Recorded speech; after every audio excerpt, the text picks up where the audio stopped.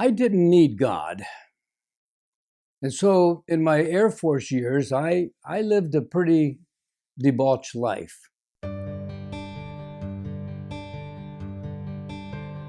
I had a business partner of mine who insisted that I come to church with him.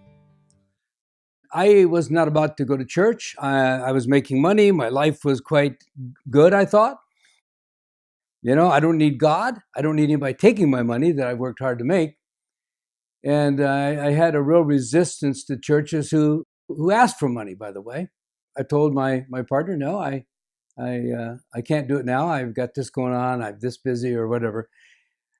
He never gave up. He was relentless. He had become a Christian a couple years earlier, was very successful, lived in a very upscale neighborhood, Newport Beach. And finally, I decided that I would go to church. And I remember the night I went to church, really to get him off my back. I was sitting in the church, and the pastor started talking about the love of God. Now, I'd heard about God wanting to get me, and not for good, because he knew what kind of person I was. But I never heard that God loved me in spite of who I am and in spite of my sin. And it was that night, and I can only tell you it had to be the Holy Spirit because I didn't go there for any other reason than to get this business partner off my back.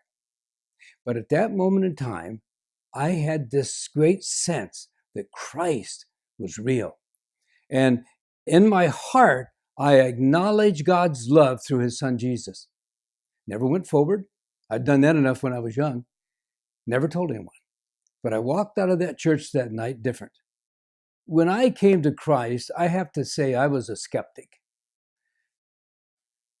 I wanted to know in my heart, do intelligent people acknowledge Jesus as their Lord? I wanted to make sure this was not just an emotional thing. So I began to study the lives of kings and queens and presidents and great leaders and inventors, scientists. I started amassing a lot of knowledge about characters in history that were believers. And I came away with a profound sense of belonging to something that I had rejected earlier in life that was real. And the evidence was overwhelming as I began to study it. And I can say this, from that time to today, and I've had a lot of trouble and a lot of trials, but I have never doubted that God sent Jesus Christ into this world to save sinners like me. That has stuck with me.